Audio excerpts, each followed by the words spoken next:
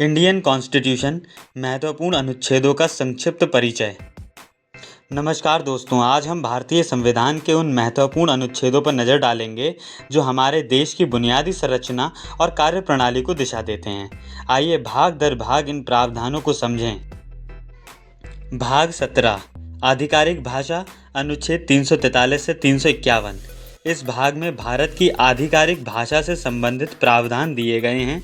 अनुच्छेद 343 के तहत हिंदी को राजभाषा घोषित किया गया है। साथ ही अंग्रेजी का उपयोग भी सीमित समय के लिए सहायक भाषा के रूप में किया गया है। भाग 18 आपातकालीन प्रावधान, अनुच्छेद 352 से 360।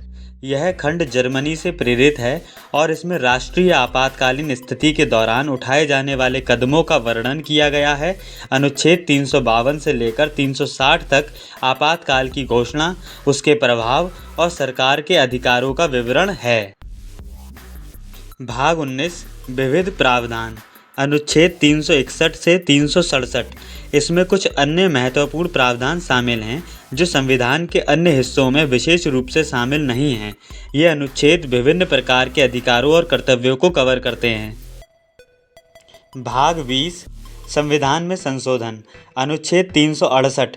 दक्षिण अफ्रीका से प्रेरित यह प्रावधान संविधान में संशोधन की प्रक्रिया को बताता है। संविधान को समय समय पर बदलती आवश्यकताओं को ध्यान में रखते हुए संशोधित किया गया है और अनुच्छेद 368 इसके लिए एक विशेष प्रक्रिया निर्धारित करता है।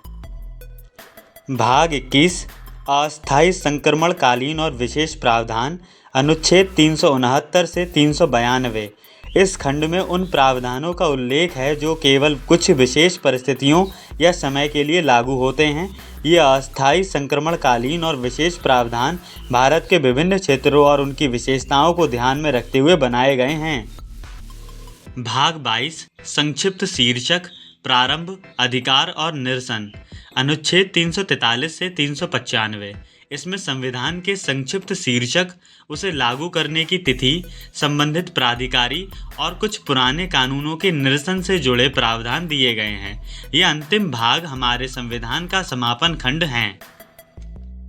तो दोस्तों, ये थे भारतीय संविधान के महत्वपूर्ण प्रावधान जो हमारे देश को एक संरचना और दिशा देते हैं।